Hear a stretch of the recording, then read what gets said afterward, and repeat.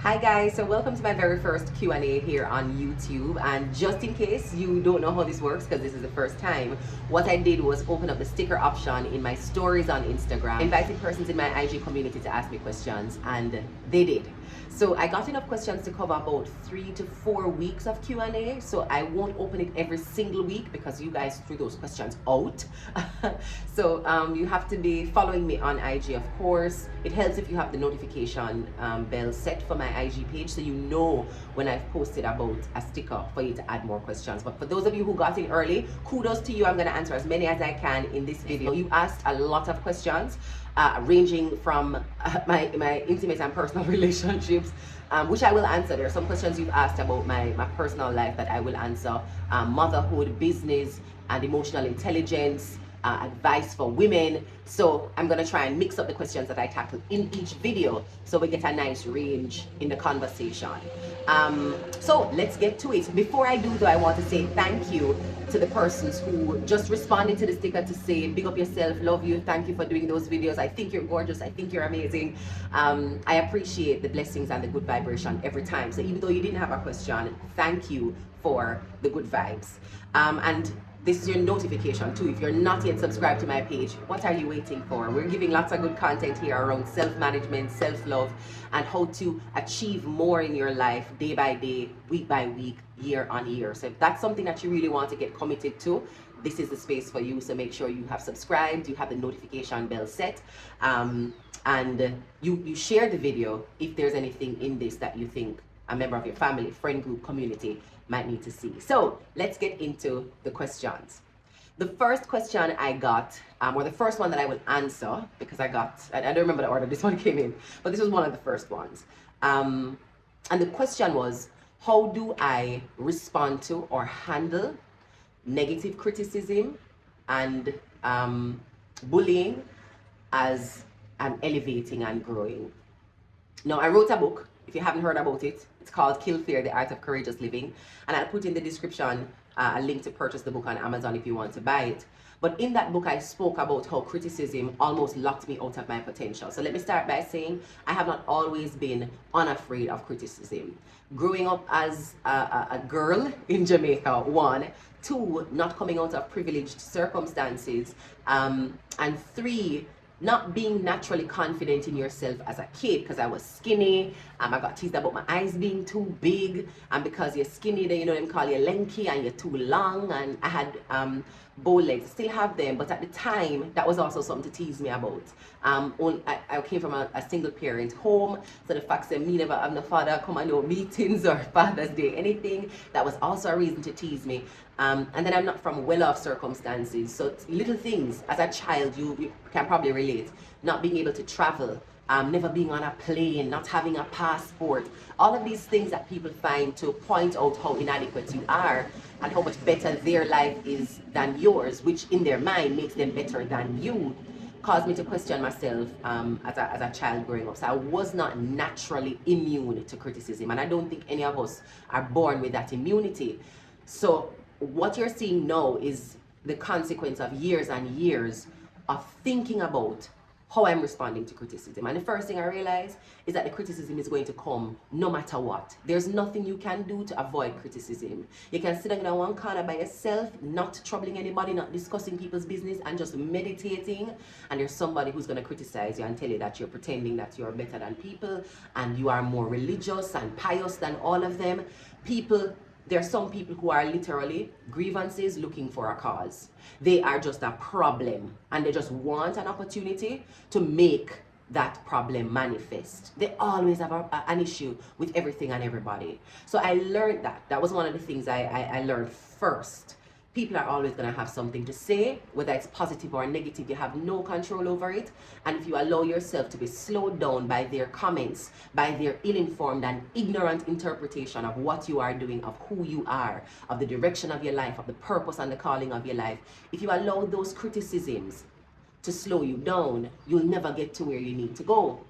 So the second thing I learned now after I realized that the criticisms are going to come is that I have to pick and choose the criticism that is relevant.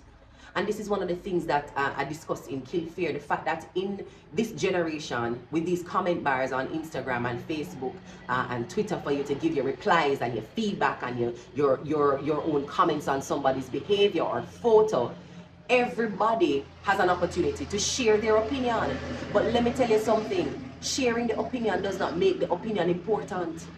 And the minute I figured out that just because somebody shared what they thought, it didn't automatically give that opinion credence, value, power, that's when I started to pick and choose what I was going to actually listen to. Because not everything that is said has value, and I am the one that determines if it's going to matter.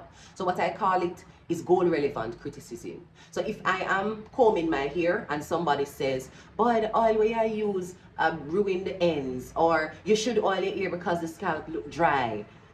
I don't like how her hair look dry because she not use no moisturizer in it. That particular criticism is goal relevant because I'm trying to take care of my hair.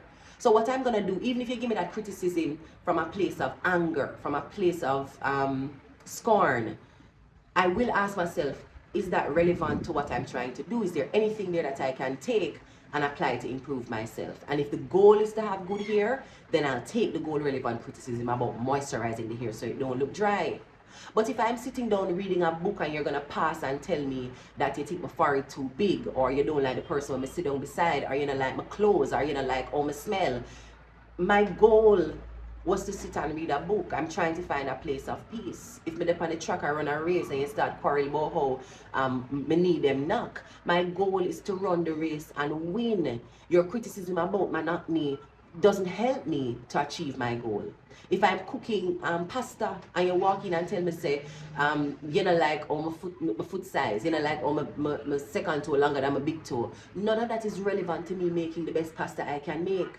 So one, if it is not goal relevant, I do not have to take it into consideration because it does not help me. That is the first thing I think all of us need to realize. You have to decide what helps you and what does not help you, and stop sitting down and ruminating on the things that disempower you and do not give you a sense of agency, of clarity, of encouragement and confidence to do what you need to do. And then after I realize that, then I say I can pick and choose what I listen to and what I allow to impact me. I can actually say, oh, gonna consider this, oh, not gonna leave this in my spirit, oh, not gonna think twice about this, not gonna discuss it with anybody else so it can live on longer, not gonna reply to the person and engage them in their negativity so it can live on longer. No, not goal relevant, not engaging it at all. You don't have to reply to everything that everybody says. It's not always a debate and an argument. And as a professional debater, for me to say it's not always a debate, you know, that's heights of maturity, because everything is a debate. But that's the first thing, knowing that you can choose what matters to you and take from it what will actually help you. And then the second thing that comes from the learning around criticism is knowing where it's coming from the person that is giving it. Now, I have to give a caveat here because it's not everybody can give me good advice and I will listen. There are some people who have good advice, but who they are, that good advice could never like get to me, because I wouldn't even give you an opportunity to talk to me. I wouldn't even give somebody an opportunity to pass on a message that you gave them to give me. That kind of person who I have decided is not interested in my growth and well-being. Even if they give me good advice, I could not filter it through properly because I do not trust them, because I do not respect them, because I think they do not respect me or want the best for me. And so there's some people, I have to tell you, who cannot give me advice about anything at all, ever. But yeah, recognizing that some people have malicious intentions, I've done some more reading, some more reflection, even reflecting in myself and recognizing that whenever people gossip and criticize negatively and harass and bully other people about things that do not affect them, so people making their personal life decisions, going along their merry way, not harming anybody, doing things that you would not do, but certainly things that don't impact or stop you from living your life, and you are overly concerned with it, it tells me that that person who is criticizing and tearing down another person is facing some inadequacies of their own. Because if your life is full and you are focused on what God has put you on this earth to do, there is no way you find that amount of emotional energy and time to hate somebody you do not even know for doing something that doesn't impact you and stop you on your path, except that you're feeling inadequate and empty. And being angry with that person fills you up with some energy because you don't have no joy and no love to fill you up with anyway. So you have to pick the negative emotion to fill you up because you can't find the positive. Looking at that person and seeing them fail can sometimes reaffirm for you that maybe you can still win, because if them can fail, maybe there's room for you. So you build up your confidence off of people losing because you lack confidence in your own capabilities. The fact that you want people to fail, the fact that you're talking failure over their lives when they are winning, that's your way of compensating for your own personal issues with self-confidence and clarity on your own power. So walking around and disempowering people gives you power because you don't have none. People who are powerful do not feel fulfilled when they take power from others. It is those who are weak and need a charge and don't know how to charge themselves spiritually and emotionally that go out and seek the charge that they need by picking on people, by getting in arguments, by showing other people that they are stupid and you are smart. Because on your own, you don't feel smart. That's why you need to make somebody stupid. On your own, you don't feel beautiful. That's why you need to make somebody ugly. On your own, you don't feel that you are loved and lovable. That's why you have to be unloving and hateful to others. Because you can't afford to see people have the thing that you don't have and don't know how to get for yourself. That's what I have learned. Happy people, successful people, powerful people, people who love themselves cannot operate in the opposite of that. When you are full of joy, you cannot operate in hate. When you are full of power, you can't want to make people powerless. And I'm not talking control when I say power, like dictator and abusive. Power in the sense that you know you have the ability to create the life that you want and nothing can stand in your way. So why would you have to disempower somebody else? Their power don't affect your power. Their win don't affect your win, because you understand that that is self-generated. When them say can't stop what you are do, what them don't do can't stop what you are do. So you have no interest in disempowering them, because you know ultimately you're walking around with a sense of power and control over your life. So those are the things that I've learned. I mean, and it's not something that I learned immediately. Remember, I started in the beginning telling you where I was coming from.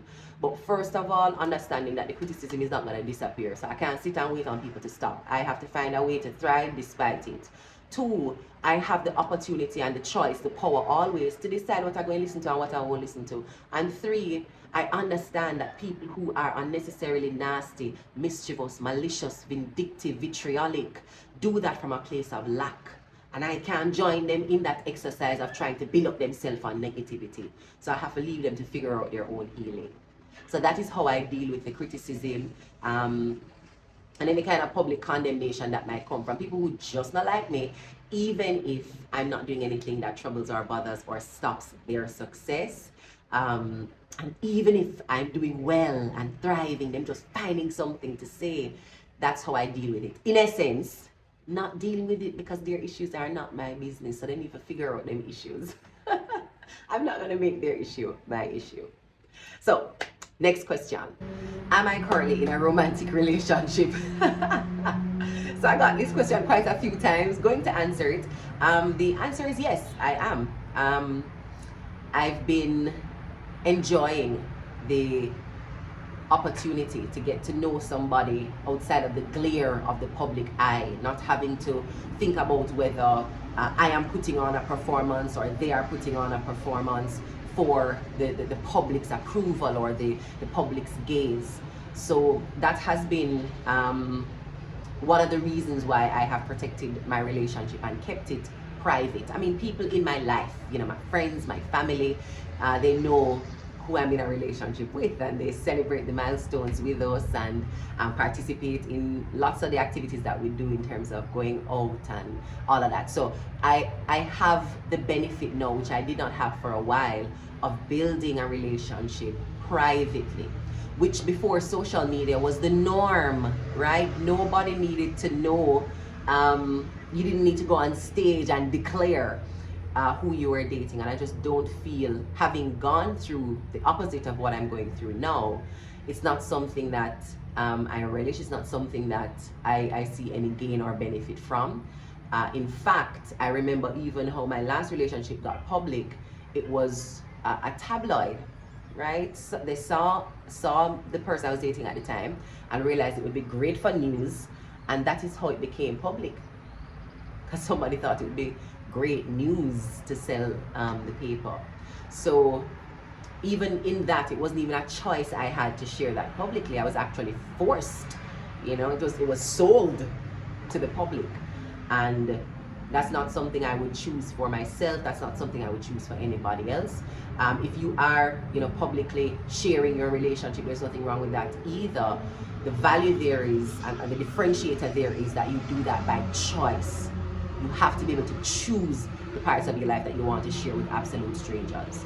And that is not something that we need to be discussing any kind of, you know, theoretical and philosophical way.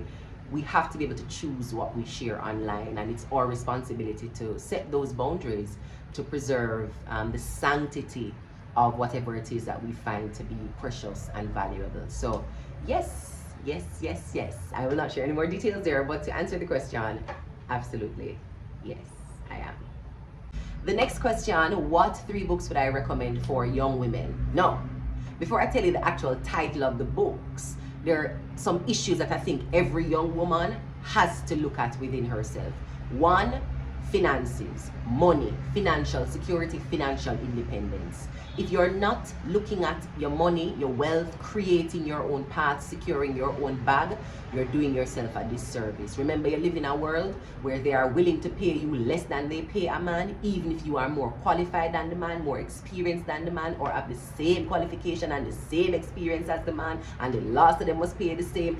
Just because you're a woman, they undervalue the expertise and skill that you bring to the market. So you can't play around with the bag because there are people trying to steal coins out of it, right? So finances are important. The second thing as a woman that you have to be focused on is your emotional health and well-being. Women do a lot of emotional labor in our society. As caregivers, people automatically expect us to do everything related to care, love, and compassion. So taking care of people in the home, when you talk about children, when you talk about the elderly, even your spouse, it's automatic that you're told that you're a bad woman or insufficient woman if you're not taking on all the care duties in your home. So you have to find a way to do the emotional cleansing and releasing, to set boundaries, to speak up for yourself and say what you want and what you don't want, what is acceptable and what is not acceptable. Because again, women are not taught to have agency and voice. And as loud as we can be sometimes, ultimately, many women feel that their voices don't count. That's why we have to shout. That's why we have to trace and go on bad. That's why we gossip as well. Because speaking the truth to people's faces has consequences. A man can say what he wants to say and just be a man without consequence. But a woman can't do that. And so we've developed networks to gossip, to say the thing that we don't feel empowered to say to somebody else's face behind their back. So your ability to do your emotional self-care, set boundaries for yourself, speak up for yourself is also important. And the next thing you have to be able to do is identify, clarify what you want for your life. And this is important for anybody, no matter male or female, your age, your gender, your race, wherever you are in life, you have to be able to articulate, to clarify what the vision and the focus is, and go get it. So with that context, the money book that I would recommend for you, you can read. I've read it and I love it, right? And I actually follow her online now, Rachel Rogers. Is that right? Yeah, Rachel Rogers. Black woman entrepreneur in the USA. We can all be millionaires. And I recommend Rachel because she has the experience of a black woman. I love Rachel's perspective on how to scale your business, on how to price the products that you are exploring, on how to diversify your income streams, on how to boldly ask for what you want and say no to the things that you don't want, so you can protect your purse, secure your bag, and build generational wealth. So I recommend reading Rachel Rogers. We should all be millionaires. Love, love, love, love, love, love, love that book.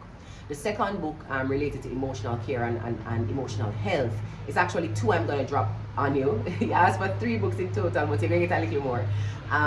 The first book is by a psychologist, Nedra Glover Tawwab, and the title of the book is Set Boundaries, Find Peace.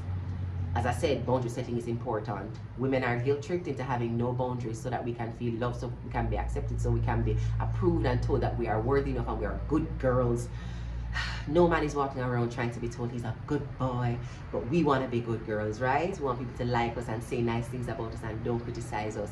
So that book is empowering because it helps you to understand the value of boundaries and the fact that you can have boundaries and still have healthy relationships. And being somebody who is loving and caring doesn't mean you have no boundaries. Being available to people emotionally doesn't mean you have no boundaries.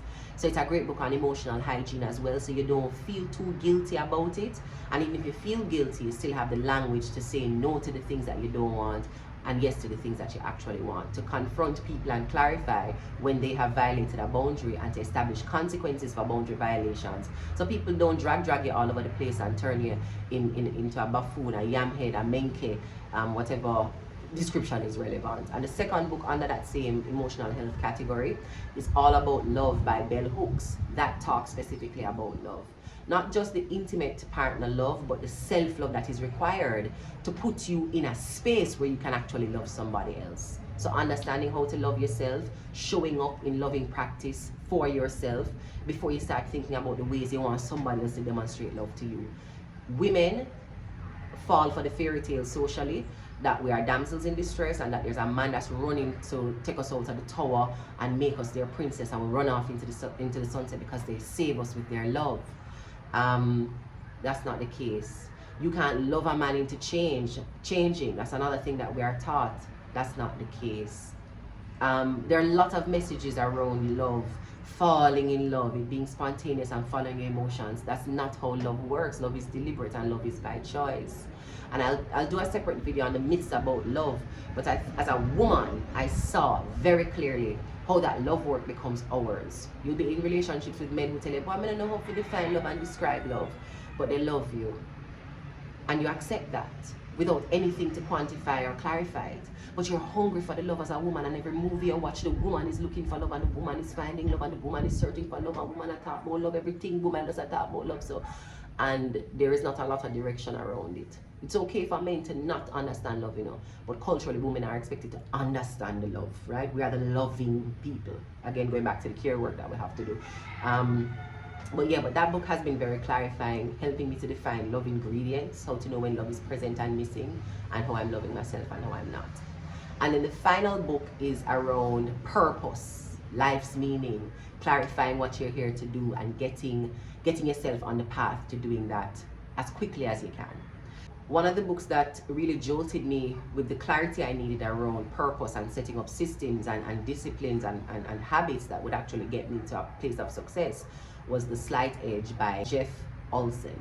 And I read that book about 5 or 6 years ago, and it just broke down for me with such clarity how setting up clear beliefs, certain principles, certain practices that then become habits and disciplines that then become your life, allowed me to take things one step at a time and allow the compound effect, which is another book that I read, and I think you should also get The Compound Effect by Darren Hardy. Both of those books together really helped me to pace my journey to success, to set my own path, to be patient, to be deliberate and purposeful about what I was doing, and keep the focus, the goal, the true north in mind. Otherwise you get distracted, otherwise you get fearful, otherwise you don't start, otherwise you are procrastinating, looking for approval all over the place, feeling like you're floundering and drowning and your life not going where you want it to go, not feeling proud of yourself at the end of a year because essentially you've wasted it. Those two books have helped me to avoid those feelings. Ever since I've read those books, I've not stopped practicing what those principles brought up for me. In fact, from the years of practicing, I was able to write my own planner. As many of you know, I've created the Success Farmer's Guide, which is a productivity planner that shows you how to set up your simple disciplines, to remain consistent and accountable, to build in additional accountability, to do the emotional reflection and the life audit needed to see where your life is and what you need to do to move it to that success point or that next milestone. So if you haven't purchased the planner as yet, it's not too late. It's undated, so no matter which month you buy it, you can start using it to refocus your life. The link for that will also be in the description bar. So yeah, those are the 3 books, which ended up being 5 books but I hope they help. And I'll put the links for those books as well in the description bar, so you can click and just purchase them on Amazon. They're all available on Amazon. So the next question is, how do I overcome failure and refocus on my goals? Now this one is a big question. I do group coaching, and I'm going to be opening up one-on-one coaching shortly. But through coaching individuals, I realized that one of the most debilitating issues is failing once and not being able to start again. Not believing that one failure is actually inconsequential to the larger and bigger win or goal that you're going for. Like actually convincing coaching clients that this is not the end. This is not a full stop. This is not something that's gonna kill you.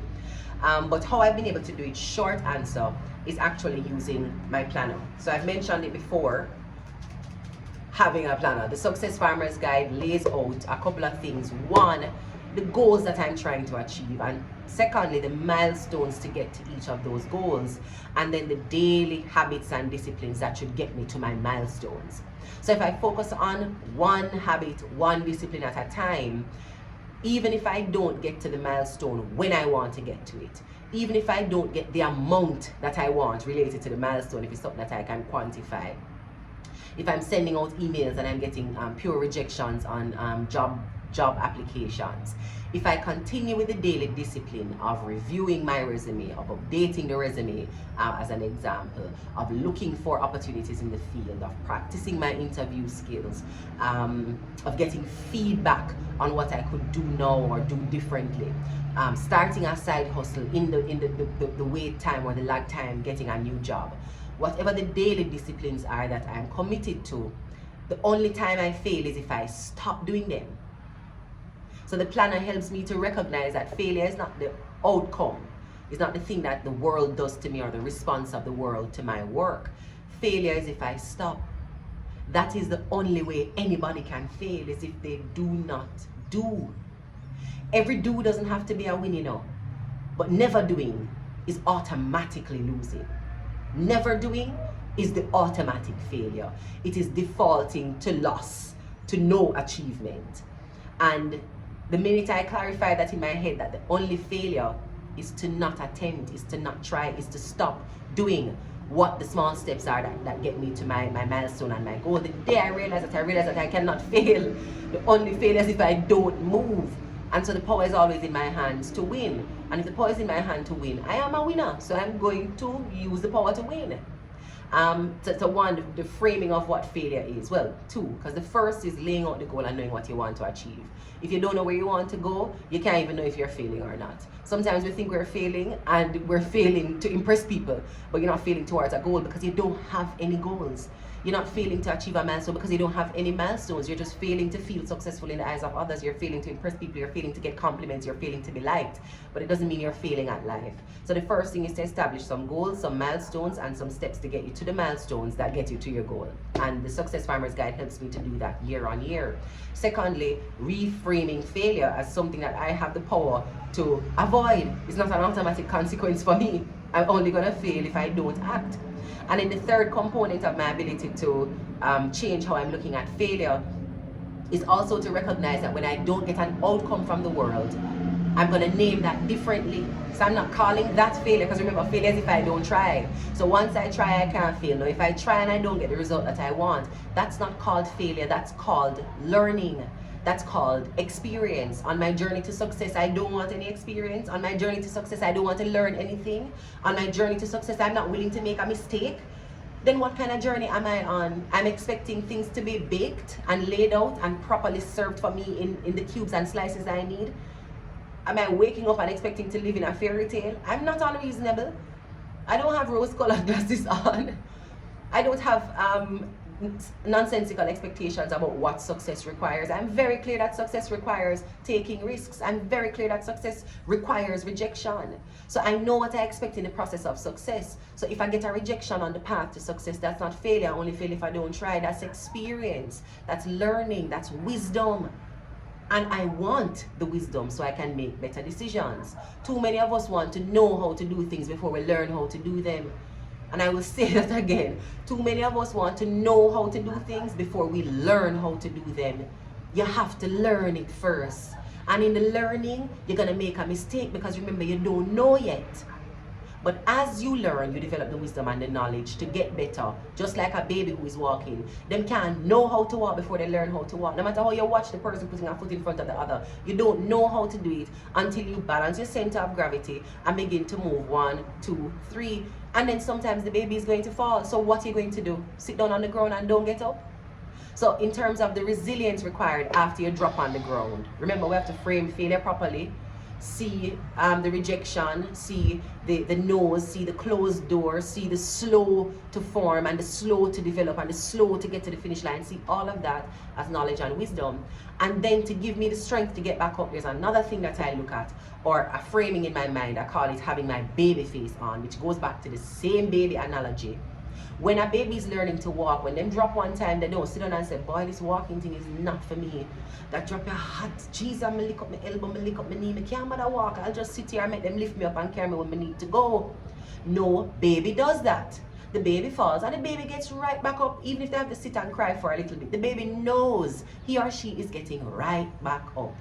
And as a mother, observing my daughter in that way reaffirmed the principle that life is about learning, and you're only as good as your willingness to get up. You're only as good as your willingness to get back up. So you must know, back to the top, the goal that you're working on. Because if your goal is not worth getting up, you're not going to get up. So do you have any sensible goals that call you to a higher purpose? Are your goals worth getting back up? So that is how I have to talk to myself. Same way. So you say you want this crystal, is it worth you getting back up? Absolutely. I head back to the planner whenever I have those moments of doubt and a sense that I'm not about to accomplish the goal, or I'm about to choose failure by stopping and procrastinating and dragging my feet. And another critical thing that has helped me in terms of being able to frame it very quickly is deciding, like truly deciding, that my ego does not get to make decisions for me around purpose. And I'm reading in my book club, A New Earth by Eckhart Tolle, and there's a whole chapter explaining the ego. If you want to join my book club, I'll also put the link, but I'll talk to you very quickly about one of the big lessons that I pulled out of this book. Or fear of failure is feeling almost like we're dying, right? When you fail and somebody criticizes you, somebody laughs, somebody mocks, somebody jeers, somebody's hateful and rude because you make a mistake, because you didn't register a win. Why that hurts so much is that the ego we have needs external things to make it feel big. So people who have a big ego, if you look at the things that build it up, is external things like having accolades, having money, having a big car, having a big house, people being afraid of them, people revering them, people telling them that they're beautiful and amazing and the most and the best. They use those things to build up an ego.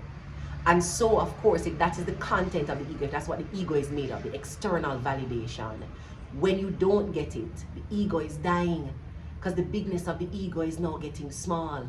And no entity wants to die. And so instead of dying, recognizing that if I don't get the affirmation and the approval and pieces of me are falling apart, because it wants to survive, it will not put itself in positions where it might lose the validation. So the fear of failure prevents some people from taking action, from getting back up and trying again, because the ego cannot survive even the thought that I could try and fail again and then lose, how people see me and the things that they say about me and the reverence they have for me and me looking like a success and looking like a winner. That's what builds up their sense of self. I cannot allow my ego, which is built on external things and validation, to determine my purpose and my pace. My validation has to come from inside of me. And whenever I realize that things like failure, things like criticism are starting to feel like they hurt, I have to remember that it's not me, the essence, the God energy, the powerful being created by God. It's not me that is hurt, because the God power and the God essence and the God energy I have cannot be hurt by something external. It's just internal, and it's always being regenerated, and nothing outside can touch it and break it. So it's not me that's being hurt, it's the ego. that is fragile, that is built on the affirmation of other people. So anytime you feel like failure is going to cause you to stop, remember that is your ego that's feeling the pain and the fear that it might die if people don't see it as a success. The ego will die and can't get more food to build itself up if everybody's not calling it a winner, is not clapping, is not cheering. If everything you do, you're not successful. The success is what you need to build up your sense of self. As long as that's what you need, failure will always stop you in your tracks, and the fear of experiencing more failure will stop you from getting up after you've made a mistake or learned a lesson. Because remember, we're reframing how we talk about our fear and our failure. So this has been a great book in helping me to remember when it starts to feel painful that it's not really me. It's this ego that is built on fragile external things, and I can't allow that fragility to stop me from tapping into and always standing in my power. So I'll put the link in the description bar for the book if you want to buy it, and for the book club if you want to join us in reading. And of course, the planner, setting the goal and being able to go back to my milestones, my key next steps, and the bigger goal, and remembering that I only fail if I don't move.